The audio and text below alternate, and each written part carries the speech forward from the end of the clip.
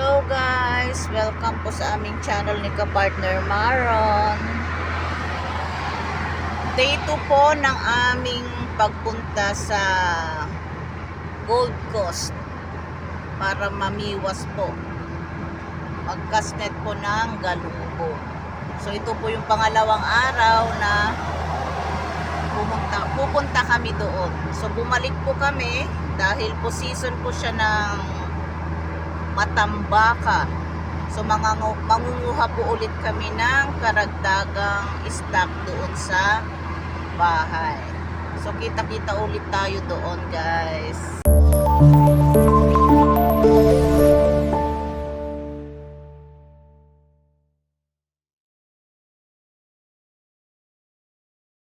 Hello guys. Pangalawang araw po na pumunta kami dito sa sa dagat. Nangunguha po ng galunggong.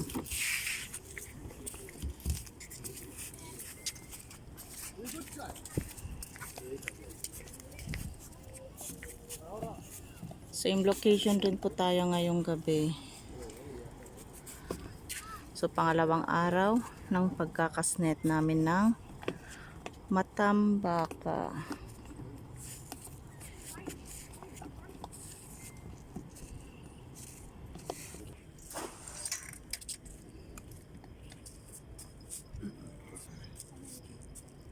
Ha?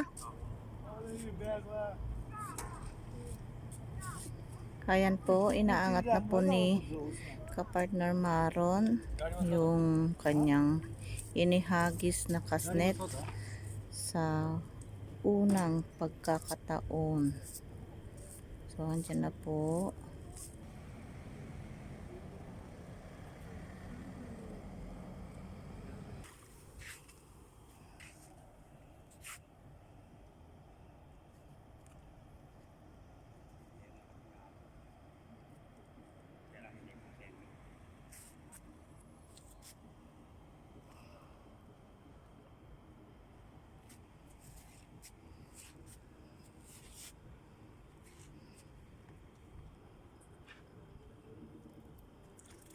Ayan na po, hinihila na po ni Kapartner Maron ang kanyang nakuha. Dalawa.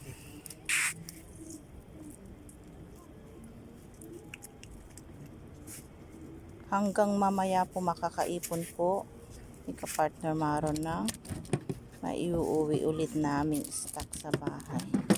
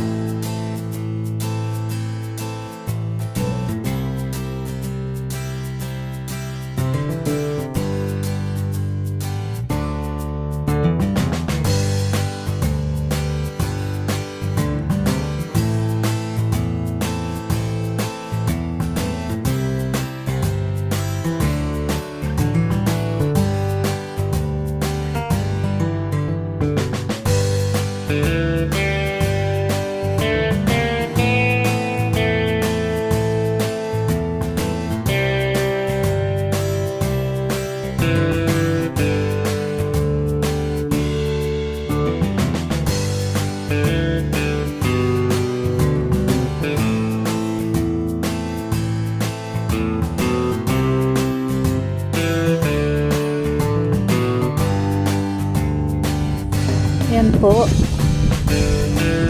Sa pangatlong hagis po niya yan. Kada hagis po may natatrap ang kanyang cast net.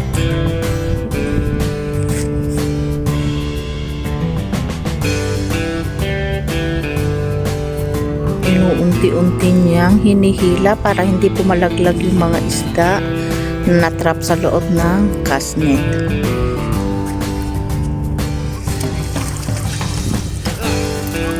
Ayan, ang lalaki po. Ay, banak! Ipakastoy mo, damag na. Malets! Yeah. Ay, malets!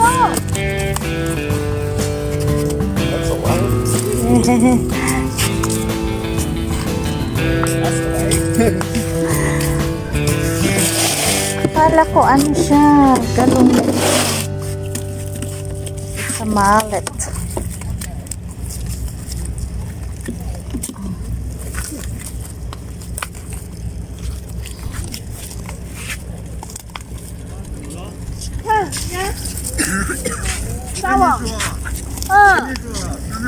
Mallet. 就在我面前有，这边鱼很多。那你打波仔呢？打波仔。 Kanina po galunggong pero ang nagsipaglabasan na po ay mallet.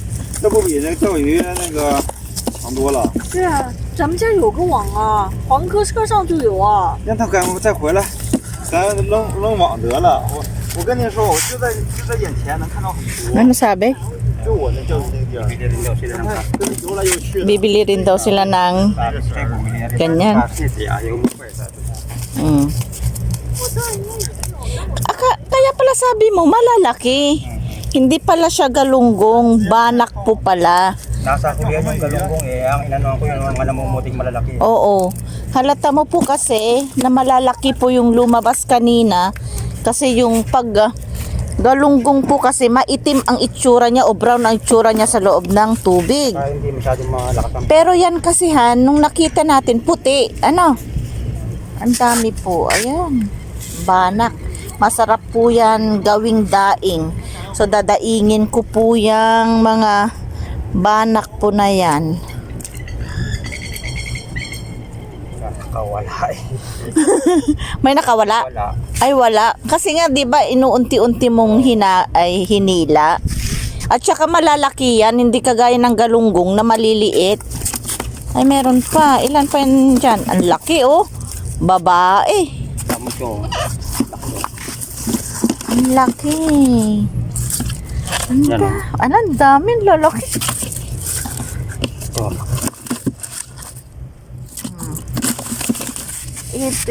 Kada hagis po niya, meron po siyang nakukuha kahit pa kunti-kunti, at least naiipon po sa aming cooler.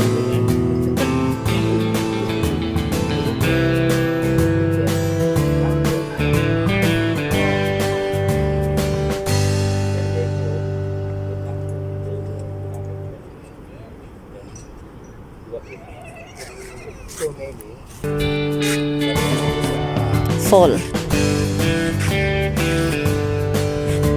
Dali.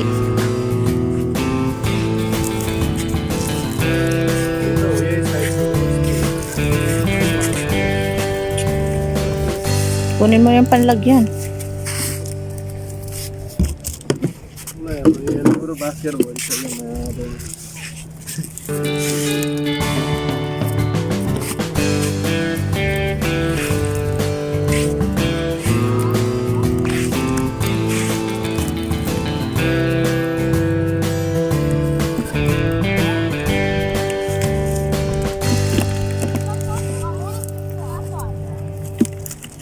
Nate!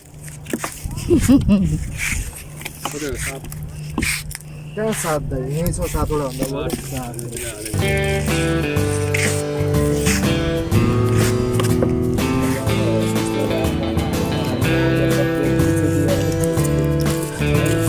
Bagbaga na. Awan-awan pa. Iba ka na sobra, tinaaladan ko na siguro. Pahinga ka muna habang andyan sila. 40 naman yan. Ilang piraso na kaya yan? Huwag mo nang sabihin.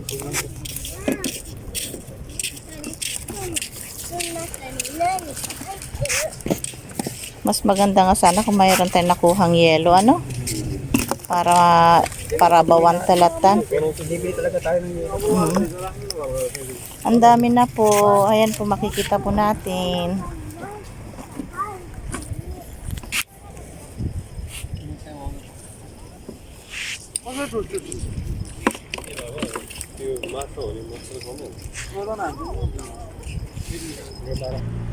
Hello guys. Ngayon pauwi na kami. Hindi na po kami natuloy kasa ng camping tent dahil sa dami po ng aming nakuha. Mabibilas na po yun. Kahit lagyan po natin ng ice, mas masarap po pag fresh po talaga. Lalo na pag sinabawan po natin ang ating isda at inihaw. Sabi nga po ng mga taga Bisaya, sinugba. Ano? Andyan na po, may mga ano dito palaruan, mga kaya pala ang daming tao, no? Ang daming tao. Fun slide. Ayan. Nataon po na pumunta kami dito. Pagkakamping po sana. Oo, peryahan po. Ayan. Trade fair. Di na po kami natuloy magcamping kasi mabibilasa po yung ating isda dahil ang balak po namin crabing lang po ang kukunin namin, crabs lang, alimango, alimasag, crabing lang ang plinano. Pero nung nagkasnet na po si ka-partner Maron, ang dami-dami na pong mga matambaka o yaka po ang tawag nila dito, yung yellowtail. So guys, nandito na po kami sa bahay. Nakarating na po kami. Ito po yung pangalawang gabi na pagpunta namin sa dagat. Sa Pontoon Jetty, Stespit Gold Coast. Ayan po ang nakuha namin. Sobrang dami po. Pangalawang kuha po namin ito. Ayan. Tingnan po natin kung gaano po karami. Ang lalaki pong matambaka. So ito po ay stock po namin dito sa bahay. Bibigyan rin po namin yung mga kaibigan namin dito. Dadalhin namin yung mga iba doon sa mga kakilala ni ka-partner Maron. So ayan na po. Ang dami po. Meron din po kaming nakuhang banak na ilang piraso. Ayan, nakikita po natin kung ilang piraso po yung banak. Ay, ang laki. 3, 4, 5, 6,